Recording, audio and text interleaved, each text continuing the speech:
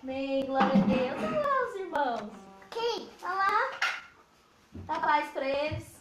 Arthur. Ah, o Arthur, gente. Gênesis 2, versículo 18, olha o que a palavra do Senhor vai dizer. Disse mais o Senhor Deus: não é bom que o homem seja só. Far-lhe-ei uma auxiliadora que lhe seja idônea. Idônea vem de semelhante ali, que faz parte da mesma natureza. E olha que interessante o que o Senhor diz. Adão está sozinho, e então ele faz uma mulher, uma auxiliadora, que ela tem a mesma natureza que ele, para que os dois possam juntos aprender um com o outro e juntos andar na mesma missão. E isso é que a Escritura diz para mim e para você. Deus deixa bem claro, não é bom que o homem seja só. E é claro, aqui está falando especificamente de um relacionamento, né? Deus fez Eva para Adão. Só que nos relacionamentos também interpessoais, é horrível uma pessoa que trabalha sozinho, uma pessoa que não tem amizade com ninguém, uma pessoa que não consegue se dar bem com ninguém. Se relacionar bem com outras pessoas é de fundamental importância para se viver bem em qualquer lugar que se viva. Eu vi uma vez um pastor que ele tinha um ministério de estar sempre nas cadeias pregando, e ele chegou à seguinte conclusão, que a coisa mais difícil do mundo era bem raros os casos onde ele via detentos que tinham um bom relacionamento com seus pais. Via de regra, o relacionamento de um detento com a família era horrível, horrível, com raríssimas exceções. Certa vez vi uma pesquisa dizendo que 84% dos patrões eles estão preocupados em como as pessoas se relacionam umas com as outras. Ou seja, você pode ser um Ronaldinho dos negócios, mas é de suma importância que você saiba também interagir com outras pessoas, que você saiba se comunicar com outras pessoas, porque não importa a sua formação de ofício. Você pode ser médico, você pode ser dentista, você pode ser pedreiro, eletricista, pastor, diarista, faxineiro, não importa. Você sempre vai estar lidando com gente, sempre vai estar lidando com pessoas, sejam pares, sejam superiores ou sejam subordinados. Você sempre vai estar lidando com pessoas. Então é de suma importância que eu e você, como cristãos, venhamos a aprender a nos relacionar. Olha que exemplo fantástico. Na nossa igreja aqui em Pindamonhangaba, nós temos o palhaço Soneca, né? Fazendo um merchan dele aqui de grátis. Temos o palhaço Soneca. Você consegue imaginar assim um palhaço que dorme. Agora, você já ouviu falar sobre o palhaço zangado? Palhaço mal-humorado? Não cola com palhaço. Ele precisava fazer outra coisa. Então, eu e você precisamos aprender a nos relacionar com as pessoas. Porque pessoas introvertidas, infelizmente, têm mais dificuldade. Seja no trabalho, seja para se relacionar. Não importa onde ela vai, pessoas que são mais introvertidas, elas têm dificuldade nos âmbitos familiares e qualquer outro âmbito que ela possa ir. Eu e você, nós vivemos em uma sociedade. E como nós vivemos em uma sociedade, precisamos aprender a viver em sociedade. Conte-se que uma vez um funcionário estava chegando na sua empresa e ele chegou cheio de serviço, passou por todos sem cumprimentar ninguém, sentou à sua mesa, abriu o seu notebook e colocou, os seus trabalhos ali, seus livros, as suas folhas, e começou a trabalhar. Então o patrão dele veio a ele e disse o seguinte: por que você não cumprimentou os seus amigos de trabalho? Ele disse: não, chefe, eu estou cheio de trabalho hoje, eu preciso trabalhar. O chefe disse: exatamente, eles são parte fundamental do seu trabalho, volte e cumprimente-os. Eu e você precisamos aprender a nos relacionar bem. Eu quero passar aqui alguns princípios esta noite. Então, o primeiro é o seguinte: para nos relacionarmos bem com o próximo, eu e você precisamos aprender a negar a nós mesmos. Em que sentido? Lembra quando Jesus ensina a mim e a você? Amarás o teu próximo como a ti mesmo. Por que este é o mandamento? Ame o próximo como a ti mesmo. Porque ele sabe que esta é a mensagem oposta daquilo que o mundo nos coloca. O mundo não diz ame o próximo, mas o mundo diz se ame. Você consegue. Você precisa pensar em você. Não é por conta disso que muitas mães deixam os filhos em casa e saem para o mercado de trabalho. Por quê? Você precisa realizar os seus sonhos. O seu filho não importa. É por isso que às vezes, por conta de dinheiro, deixamos família, deixamos amigos, deixamos até Deus de lado. Porque pensamos apenas em nós. Pensamos em nos valorizar. Jesus, ele vem diametralmente oposto a isso que o mundo prega. Ele diz: considere os outros os superiores a si mesmos. Pense mais no outro do que em você próprio. Lembra que o grande problema de Lúcifer foi o ego? De sempre se achar melhor? De se achar bom demais? Nós somos assim por natureza. É por isso que a conversão ela passa por esse processo de murchar o nosso ego, de sermos diferentes, de aprendermos a não pensarmos em nós apenas de forma egoísta, mas pensarmos também no outro, principalmente no outro. É isso que Jesus vai ensinar nos evangelhos, é isso que os apóstolos vão ensinar, é isso que toda a Escritura vai ensinar. Pense no próximo. Agora, a prova que nós somos egoístas é a seguinte: se você é um pouco normal, você fica extremamente chateado quando esquecem a data do seu aniversário. Nós somos assim. Por quê? Como pode alguém esquecer o aniversário de alguém tão especial como eu? Se alguém estiver na rua e não te cumprimenta, nossa, quase acaba a amizade. Já teve casos de pessoas, nesses anos de igreja, de saírem da nossa igreja, sabe por quê? Porque o pastor não cumprimentou, ou pelo menos ele achou que o pastor não cumprimentou. Consegue ver como que nós somos extremamente orgulhosos, que o nosso ego é totalmente inflado? O ser humano amargurado, ele é totalmente complexado. Totalmente complexado. Ele se acha bom demais. Ele não aceita que as pessoas esqueçam deles. Você sabia, né, que você não é o centro do universo. Então acostume-se. Acostume-se a não ser o centro das atenções. Todo o problema do ego vai sempre levar ao orgulho. Esse é o coração do ser humano. E, meu irmão, você não vai aprender a se relacionar bem com ninguém enquanto você tiver o ego inflado, enquanto você for orgulhoso. Você percebeu que, via de regra, as fofocas, elas diminuem o próximo para que nós sejamos exaltados? É sempre assim. Às vezes até num comentário, ó, o cabelo da irmã. É liso, mas é progressivo. O meu não é daquele jeito, mas é natural. É sempre assim, infelizmente. Hitler matava judeus justamente por quando se achar superior e ia mais além. Ele, como era de baixa estatura, ele contratava sempre motoristas menores do que ele. Ou seja, até na estatura ele queria mostrar que ele era superior a alguém. Você percebeu que nós cobiçamos as coisas dos outros por não aceitar que os outros têm mais do que nós, são melhores do que nós, são mais capazes do que nós, são mais bonitos do que nós. E às vezes, por conta de não aceitarmos isso, nós cobiçamos, nós invejamos. E se você cobiça e inveja alguém, como que você terá um bom relacionamento com aquela pessoa? É impossível. É por isso que o cristianismo ele passa pela humilhação. A salvação, mediante a fé em Jesus Cristo, passa pela porta estreita da humildade. De olharmos para nós e vermos que em nós mesmos não somos coisa alguma. Ele é Deus. Ele pode, Ele é o Senhor. Agora nós, o que nós somos? Olha o que a Escritura diz, que as nossas obras não passam de trapos de imundícia. Pastor, o que é isso? Trapo de imundícia era o absorvente da época. Antigamente não tinha Always, esses outros absorventes que temos hoje. Então as mulheres usavam pequenas tirinhas de pano e colocavam no lugar do absorvente. E aquilo era algo imundo. Aí o Senhor Jesus vem e diz que as nossas obras são como trapos de imundícia. A não ser que você reconheça que você não consegue se salvar por suas próprias obras, você não alcança a salvação. É por isso que o cristianismo ele passa pela porta estreita da humildade. Confessar os nossos pecados, acreditar que Ele é Deus, que nós somos homens, pecadores e falhos. E nós sabemos o quanto isso é difícil.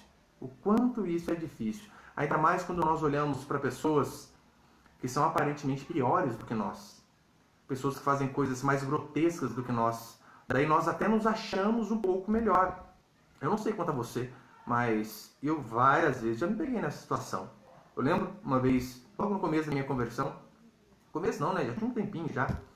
E meu pastor, após ter pregado a mensagem do Evangelho, chamou algumas pessoas à frente. Olha, você que se arrepende dos seus pecados, você que quer mudar, vem aqui à frente. Nós queremos orar por vocês. E eu fui, mas fui em lágrimas, dizendo, Senhor, eu sou mau, eu sou pecador, eu sou horrível. Deus me livre de ser como eu sou. E eu estou ali, né, quebrantado em lágrimas. E eu lembro que eu falei, Deus, eu preciso mudar, eu preciso ser uma pessoa melhor. Eu sei que eu sou uma pessoa má. Eu lembro que nisso eu olhei para o irmão que estava do lado, o irmão que eu conhecia. Não andava muito bem das pernas também, igual eu, né? E eu lembro que eu olhei para ele e olha o pensamento. Senhor, eu sei que eu sou ruim, mas aquele dali é pior que eu. Eu sei que eu sou pecador, mas aquele ali, Senhor, aquele ganha de mim, ó, anos-luz na minha frente. Você consegue perceber como o ser humano é? O ser humano, até numa hora de quebrantamento, de arrependimento, ele consegue ser orgulhoso. Agora, é verdade aquilo que as pessoas dizem. Quando nós começamos a pensar nos outros, e não apenas em nós começamos a viver de uma forma melhor. Quando nós paramos de pensar em nós e começamos a pensar no próximo, fica mais fácil nos relacionarmos com pessoas que são falhas e pecadores, assim como nós somos.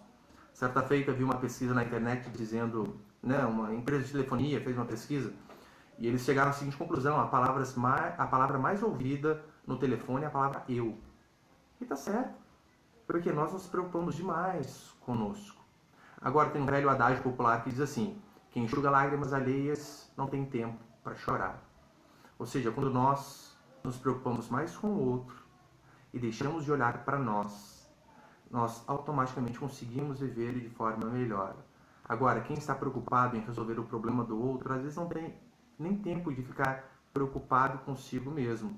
Portanto, se você quer se relacionar bem, aonde você estiver, no trabalho, na igreja, relacionamento conjugal, você precisa pensar menos em você e pensar mais nos outros. É isso que o Senhor nos ensinou. Mas o segundo princípio é o seguinte: converse em vez de guardar. Este é o grande problema de muitas pessoas e muitos cristãos. Eles não sabem conversar quando estão magoados, quando estão chateados, mas eles resolvem guardar o problema ou falar para todos, menos para a pessoa que de fato está chateada. Em Mateus capítulo 18, olha o que Jesus vai dizer: se teu irmão pecar contra ti, vai conversar entre ti e ele só. Se te obriga a ganhar teu irmão. Esse é o grande objetivo. Se você está chateado com alguém, se o irmão te chateou, você vai e conversa com ele e diz: olha, eu estou chateado, né? Vamos resolver isso daqui? Isso é válido para qualquer relacionamento. Por que é de suma importância eu e você irmos até a pessoa que nos chateou para resolvermos? Porque a mágoa era como um barril de pólvora. Nós vamos acumulando, acumulando, acumulando, e aquilo vira algo que vai matar a nós mesmos. Vai matar sim as pessoas que estão ao nosso redor, mas vai em primeiro lugar explodir a nós. Devemos sim falar aquilo que nos chateia. Não devemos esperar que as pessoas adivinhem, porque às vezes a gente fica pensando, o outro vai saber que eu estou chateado com ele. Ele tem que saber, olha o que ele fez. Às vezes ele nem lembra, às vezes ele nem percebeu que errou com você. Então é de suma importância. É você, em vez de ficar espalhando as suas chateações nas redes sociais, que hoje, infelizmente, é muito comum. Nossa, mas são pessoas tão pequenas que fazem isso. E às vezes estão chateadas, seja com o marido. Às vezes está chateado com o marido, depois no status do WhatsApp. Olha, só dá valor quando perde. Falei, criatura, custa falar com ele. Ou o contrário também, né? O marido chateado com a esposa, é o irmão chateado com o irmão, o pastor chateado com o irmão chateado com o pastor, e não resolvem as coisas de forma alguma. Eu e você temos que aprender a conversar em vez de guardar. O que me chateia, eu resolvo. Porque é isso que a Escritura nos ensina. Aquilo que eu considero importante, eu necessito ir e falar com o meu irmão.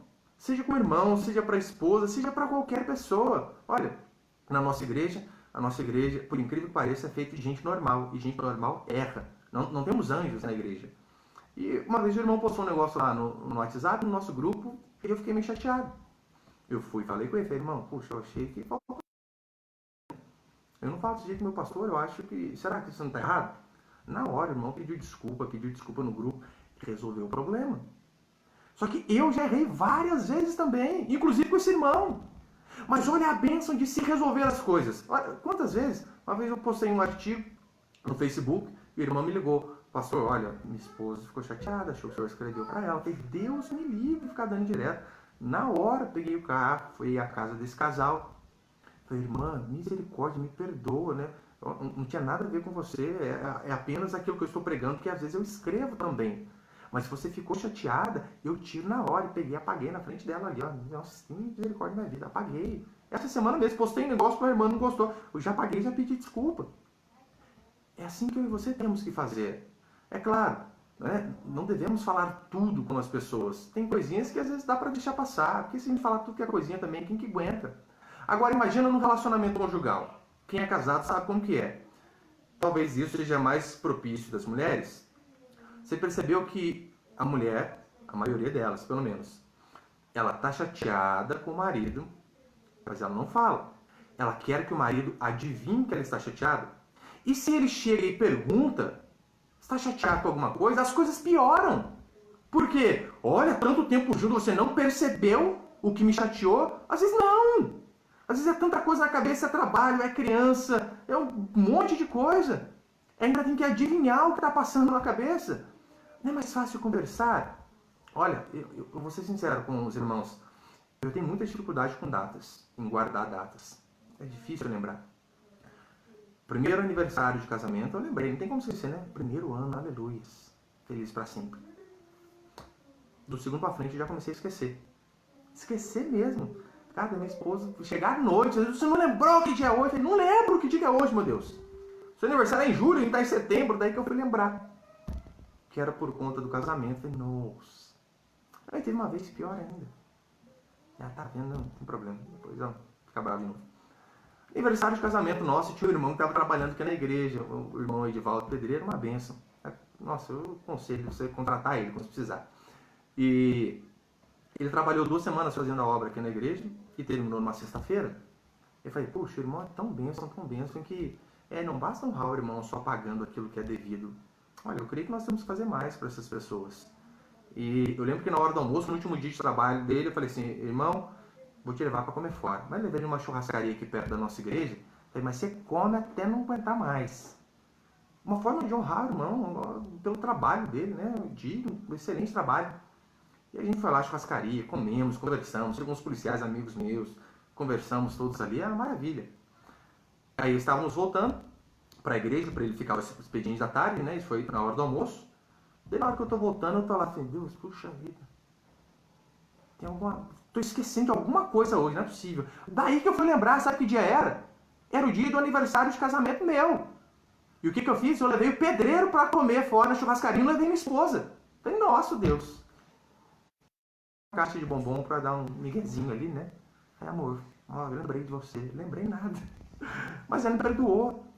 Agora, se nós não conversarmos essas coisas, imagina o tanto de mágoa que vai se acumulando a cada dia. É por isso que Jesus diz, se te ouvir, ganhaste o irmão. O objetivo, quando você está chateado, quando você conversa, é ganhar o irmão e não ganhar do irmão. Agora, quem não fala, não está preocupado em manter um relacionamento saudável. Se você está chateado e você guarda mágoa e você não expõe aquilo que te chateia para tentar resolver, é porque aquele relacionamento talvez não seja importante para você, meu irmão e minha irmã. Eu sei que isso aqui não é margem para barraqueiro dizer, o que eu falo na cara mesmo. Não, isso não é margem, com certeza. Mas eu e você temos que aprender a resolver as coisas. Temos que aprender a conversar aquelas coisas que de fato nos magoam. O terceiro princípio é o seguinte. Se você quer se relacionar bem, aprenda a não julgar as motivações, apenas as ações. Isso é de suma importância. É você não supor o que a pessoa acha, o que a pessoa pensou, o que a pessoa faria, mas você julgar apenas aquilo que ela fez. Em Mateus capítulo 7, as pessoas interpretam muito mal aquele versículo onde diz não julgueis. E elas param aí. Não, mas tem continuidade. É não julgueis conforme a aparência. Precisamos continuar e ler aquele contexto. Na primeira carta de Paulo aos Coríntios, Paulo vai dizer assim, porém o homem espiritual julga todas as coisas. Os crentes de Bereia, Paulo os elogia, por quê? Porque eles ouviam o que o apóstolo pregava, iam para a sua escritura lá, davam aquela folheada e diziam, deixa eu ver se aquilo que Paulo diz é de fato assim. Paulo não ficou chateado com esses cristãos. Ele, na verdade, os elogiou, sabe por quê? Olha, vocês dificilmente serão enganados. Por quê? Porque vocês ouvem e vocês julgam de que forma? Segundo a reta justiça. Lá em Apocalipse, capítulo 2, vai dizer que a igreja de Deus, ela colocou à prova aqueles que se diziam que eram apóstolos e não eram. E os achou mentirosos. Como que eles colocaram à prova aquele que se dizia que era apóstolo? Através daquilo que a Escritura diz. Então, eu e você precisamos aprender a não julgar o coração das pessoas, apenas as ações. Isto é o que é o correto.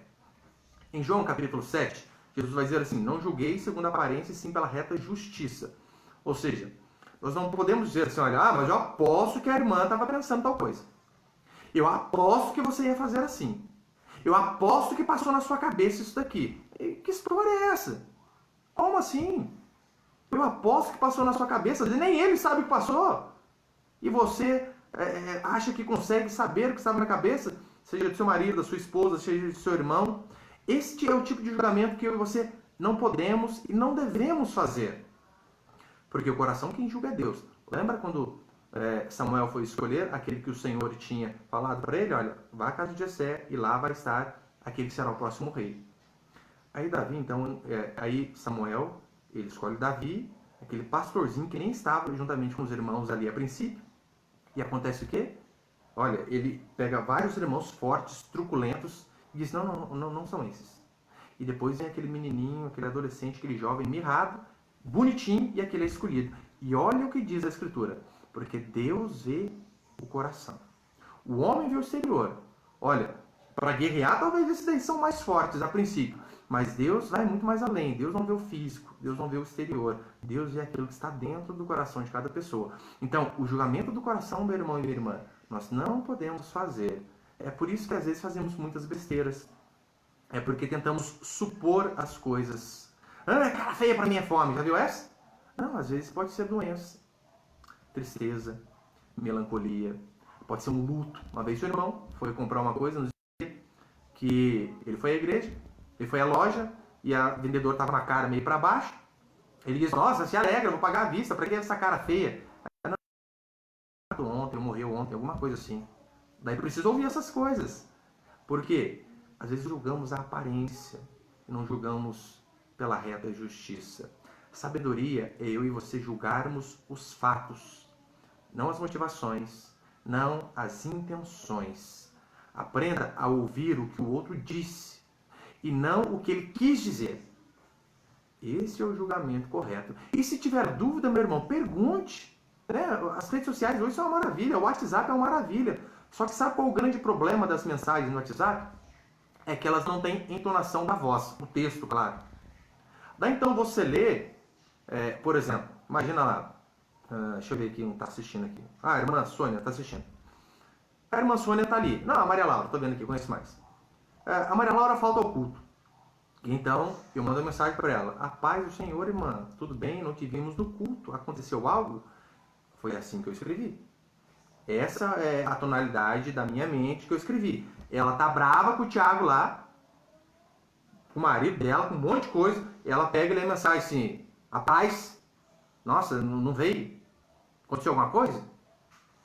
E às vezes por conta de raiva de alguém, está com problema com alguém, acaba interpretando a mensagem errada. Consegue ver a importância de às vezes mandar áudio? Porque o áudio você já fala da tonalidade correta, já resolve o problema. Portanto, eu e você precisamos aprender a agir dessa forma. Ouvir o que o outro disse, não aquilo que ele quis dizer. E se você tem dúvida, liga e pergunta, fulano, você escreveu isso aqui, eu entendi errado ou você quis dizer exatamente o que eu entendi? Não seria muito mais fácil? Com certeza. Se esforce para ser benigno. Pense sempre no lado positivo, em vez de ver o lado mal das coisas. E o quarto e último princípio para encerrar é o seguinte. Coloque-se no lugar do outro, em vez de colocar o outro no seu lugar. Se nós exercitarmos fazer isso em nossos relacionamentos, seja quem é casado no relacionamento conjugal, seja quem tem filhos, seja no trabalho, na igreja com os irmãos, se nós aprendermos a nos colocarmos no lugar do outro, em vez de ficar o tempo todo colocando só o outro em nosso lugar, as coisas vão andar de uma forma mais fácil. Mateus 7,12 diz, tudo o que quereis que vos façam, nós devemos fazer. Ou seja, como você queria ser recepcionado na igreja a qual você congrega? Tivesse um tapete vermelho para você? Que você chegasse, todo mundo te cumprimentasse, desse um sorriso para você de orelha a orelha? Ótimo, ótimo. Por que você não exercita fazer assim com as pessoas? Por que você não trata as pessoas do jeito que você queria ser tratado? As pessoas talvez te tratam de uma forma errada, de uma forma que você não gostou, e às vezes você faz o quê? Você trata os outros da mesma maneira. Ora, não é muito mais fácil pensarmos assim? Olha, foi tão dissaboroso a forma que a pessoa me tratou, né? Eu me senti tão mal. Agora, como eu me senti mal, eu não vou fazer assim com outras pessoas também. Vou fazer justamente o contrário. Vou agir diferente. Não seria muito mais fácil? Agora, como que via de regra nós somos? Nós somos totalmente compassivos conosco. Sim, totalmente compassivos conosco. Mas somos implacáveis com as outras pessoas. Não é assim? Se eu troco de carro, eu necessito. Meu carro era velho. Agora, se é o irmão, se é o fulano que troca de carro, se é o parente, se é o vizinho que troca de carro. Ah, pura vaidade. Pra quê? O carro não tinha nem 5 anos de uso. Se sou eu que demoro para fazer alguma coisa, eu sou perfeccionista. Ah, não, mas quando é o outro que demora, ele é lento, um tartaruga, lerdo. Se eu faço alguma coisa para o chefe, eu estou cooperando com a empresa. Ah, mas se é o outro que trabalha junto comigo no mesmo setor, ele é o puxa-saco, baba-ovo. Se eu deixo de fazer algo, é porque eu sou culpado. Tem várias coisas para fazer, mas se é o outro é porque é preguiçoso e não lembra de nada. Percebeu como nós somos totalmente compreensíveis com os nossos erros, mas totalmente duros em relação ao erro do próximo? Seja compassivo com o outro. E de que forma? Se colocando no lugar dele. Foi exatamente assim que Jesus fez quando ele perdoou a humanidade. Ele se colocou em nosso lugar. Ele sofreu o nosso sofrimento, morreu a nossa morte. Ele sentiu a nossa dor. Se colocar no lugar do outro, isso é de suma importância. Você que é casado, você que é marido, imagina que você chega em casa do serviço, ou você que é esposa, por exemplo, primeiro. Você é esposa, está o dia inteiro em casa, não vê a hora do seu marido chegar. Daí seu marido chega o dia inteiro no expediente, o dia inteiro de trabalho, você nem sabe como foi as coisas. E então ele chega, arranca aquela mochila, arranca aquela bolsa, vai lá, fica sem camiseta, senta na frente da TV, pega o controle, de 10 em 10 segundos muda de canal, não assiste nada com nada, né? Check, check, check. Você já fica toda furiosa. Não, mas chega e já vai pra frente da TV, chega e já vai pro celular, e eu aqui o dia inteiro te esperando, tudo ali, você não liga pra mim? E se você se colocasse no lugar dele? Ou seja, puxa, não sei como foi o dia dele, talvez foi um dia cansativo, tomou xingo do patrão lá, deu uma coisa errada. Cara, deixa ele uns 40, 50 minutinhos dele lá sem fazer nada. Depois eu pergunto. Ou faz o seguinte, faz um cafezinho quentinho e leva pra ele. As coisas não mudam? Mudam. Hoje mesmo, tava no quarto, bravo. Minha esposa chegou uma vitamina de abacate, aleluia. Fiquei calmo já, que benção. Não seria mais fácil? Ou você, marido, você fica o dia inteiro fora de casa, trabalhou, tá exausto, mas chega na hora de dormir, você tá inteiro, né? Entende o que eu digo? Daí você quer o quê? Você quer dar aquela brincada. Daí às vezes você chega lá, sua esposa, eu tô tão cansada hoje. Criança gritando, cachorro latindo, choro para um lado, deu errado aqui. E você fica totalmente furioso, por quê? Porque como ela pode rejeitar esse princeso aqui, gente? Eu podia estar matando, roubando, prostituindo, mas estou aqui te querendo. Então você fica bravo. E se você se colocasse no lugar da sua mulher, meu irmão? Será que às vezes não pode estar cansado de verdade? Você já foi no México alguns dias? Minha esposa, o dia que ela ficou internada para ter bebê, misericórdia. Aqui em casa eu colocava um copo na pia, o copo sujo. Eu saía, eu voltava uns 15 minutos depois, o copo continuava sujo. E como isso, gente? Daí eu comecei a perceber, tá explicado. Daí quando não temos a esposa, a gente sente falta. Fica um dia com o trabalho doméstico, é extremamente cansativo. Né? Como eu escrevi no artigo esse tempo atrás, o serviço doméstico ele é como as misericórdias do Senhor. Não tem fim e renovam-se cada manhã. Daí você chega na sua esposa à noite para querer daquela namorada e ela está cansada. E você fica bravo no outro dia, vai trabalhar, não dá nem bom dia. Custa você se colocar no lugar dela. Falei, puxa, ela realmente estava cansada. Então eu e você precisamos aprender a nos colocar no lugar do outro. Aprenda a ser nobre como Jesus Cristo foi. Lembra quando ele tomou um tapa do lado direito, que ele fez foi virar o esquerdo? É assim que você devemos fazer. Não devemos tratar o mal com o mal, já estou encerrando. Não devemos tratar o mal com o mal. Muito pelo contrário. Se alguém nos fere a face, nós viramos a outra. Se alguém nos xinga, nós retribuímos não com xingos, mas da forma mais pacífica possível. Alguns historiadores dizem que quando a Alemanha era dividida em duas, tinha o Muro de Berlim no meio, a Alemanha Ocidental de um lado e a Alemanha Oriental do outro. E alguns vão dizer que a Alemanha Oriental, que era socialista, ela pegava lixo e jogava por cima do muro na Alemanha capitalista, na Alemanha Ocidental. E sabe o que a Alemanha capitalista fazia? Arrumava alguns vãos por baixo do muro e passava alimento, para que aquelas pessoas que estavam com fome pudessem comer. É assim que funciona. Nós damos para o outro aquilo que nós temos. Se você tem lixo, você vai dar lixo.